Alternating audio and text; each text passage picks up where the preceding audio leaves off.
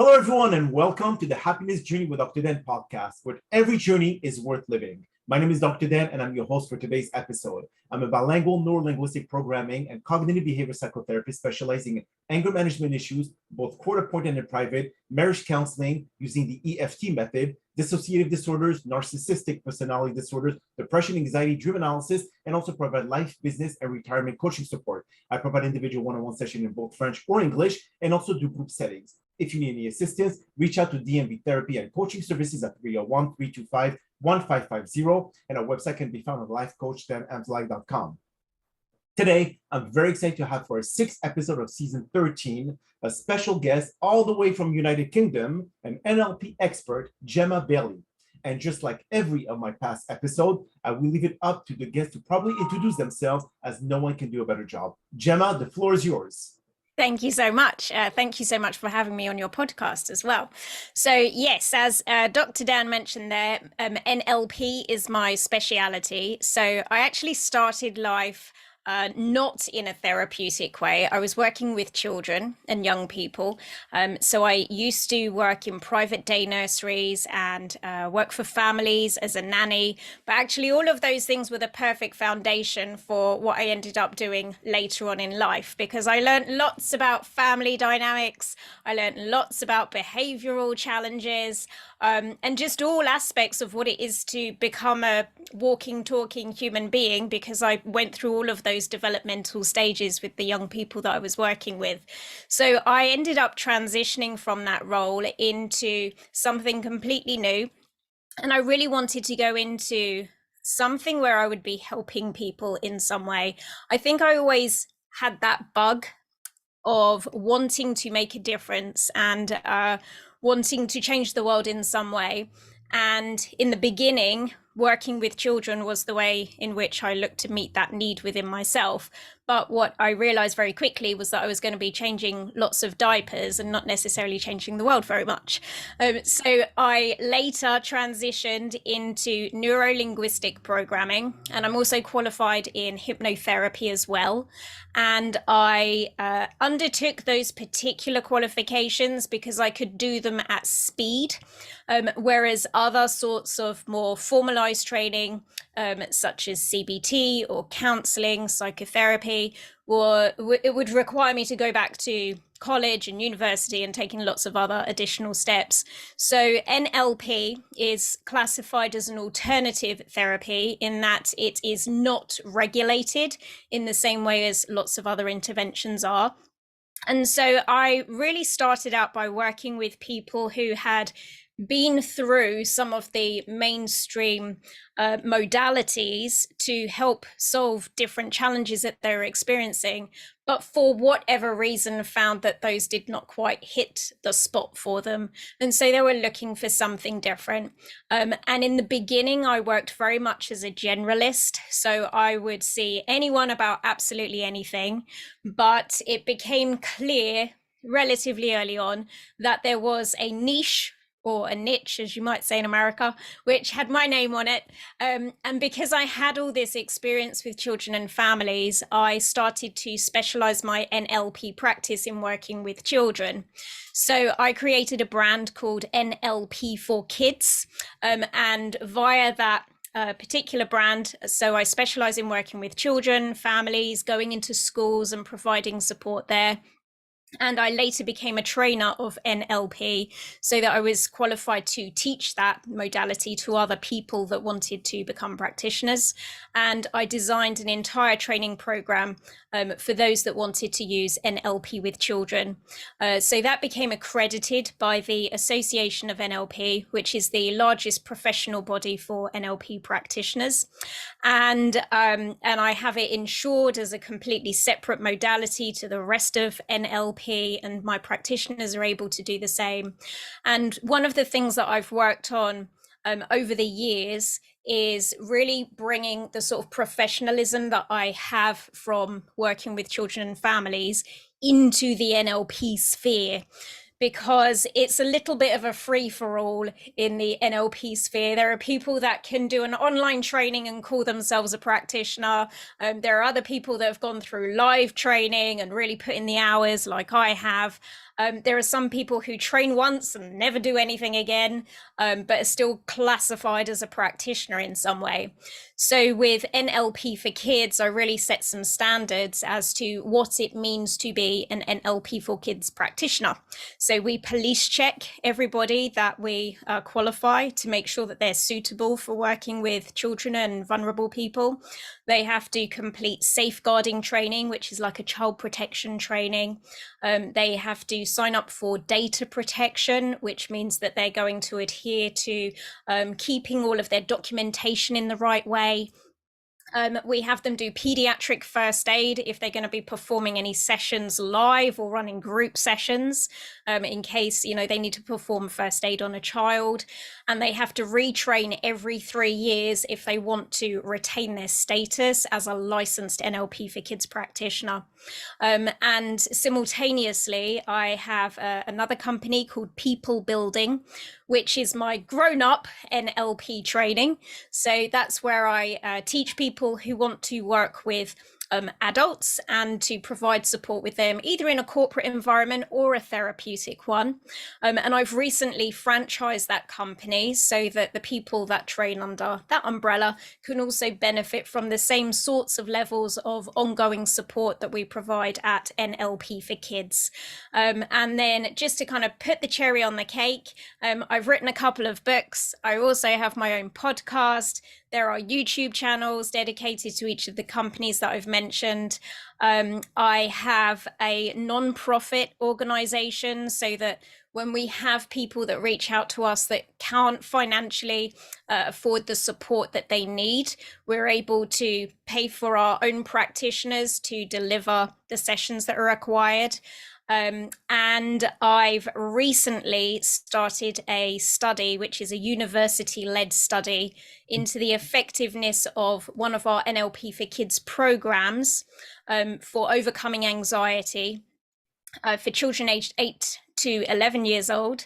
And probably by around March time next year, there should be a conclusive report which has measured how their anxiety levels were before they started, where their anxiety levels got to by the time they finished the program, and there is a control group in place so that we can make sure that their anxiety doesn't just repair itself over the course of a few weeks, but that the program itself actually makes a difference. So I'm hoping that by this time next year, we might be in a position to say, not only am I an advocate for NLP, but I can actually prove scientifically that what we're doing works. And I think that probably just about sums me up. To say the least. So do you feel that everything that you have learned in NLP, I mean, when it comes to the kid portion of it, their sensory acuity is not as developed as adults. So do you think that everything that is being taught in NLP can be directly applicable to kids and see positive results versus how we do it for adults? There's definitely some translation that I've had to do with some of the modalities, some of the strategies that we use. We've had to simplify. I would say one of the main things in NLP is we use lots of clunky language. I think we're trying to make ourselves sound much more clever than we really are by using these really big labels. So I've simplified lots of that stuff. And for me personally, what I tend to find in my work with children is that in lots of ways, they're easier to work with because they don't have the same level of conscious filtering that an adult does. And what I mean by that is they still believe in Father Christmas, they still believe in the Tooth Fairy, you know, all of those figures are real, obviously. Whereas with adults, they have much more programming to say, this can work, this can't work, this is true, this is not true. And sometimes in NLP, I think that there are some of the strategies that we use have maybe got limitations to them, but they work really well if you believe.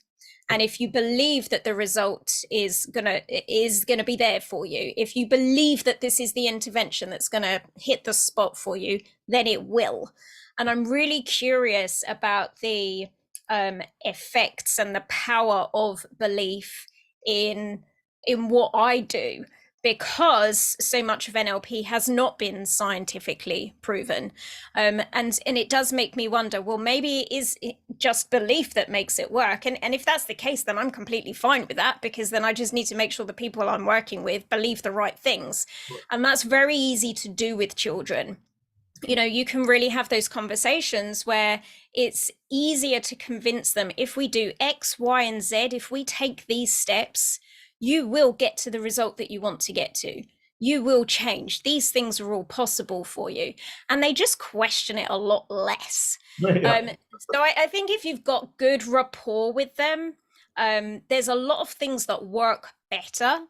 And there are other things that you just need to proposition in a different way, and really kind of, for me as a practitioner, it forces me to really slow down maybe how I'm explaining certain things, because with an adult you can take for granted that they've got sensory acuity. You can take for granted that they already know something about connecting with other people in the right way. Whereas with children, you really have to sort of dissect it all to be able to explain it and propose it to them in a way that they're going to get. And I think that it kind of stretches your skills as a practitioner in a really different way.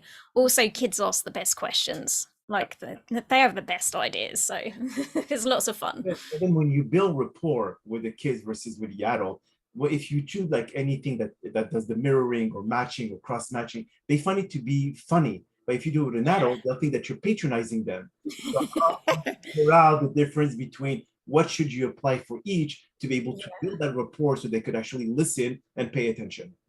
I would say some of it's practical as well, right? Because if I'm building rapport with a child, I may be, I mean, I'm not a tall person, but I may be physically bigger than them, which means that if I'm sitting in a chair and they're sitting in a chair, I don't want to be in a situation where I'm like over towering them and making them feel inferior in some way. So you have to think about the rapport on quite a practical level. Like, is my chair low enough for us to have eye contact with each other and, you know, to sort of see each other really face to face? Is the chair that I'm asking them to sit in, like my therapy chair, is it too high up? Like, they're going to have to climb into that. And then what's that going to do for their self-esteem if I'm bringing them in and sort of highlighting how little they are?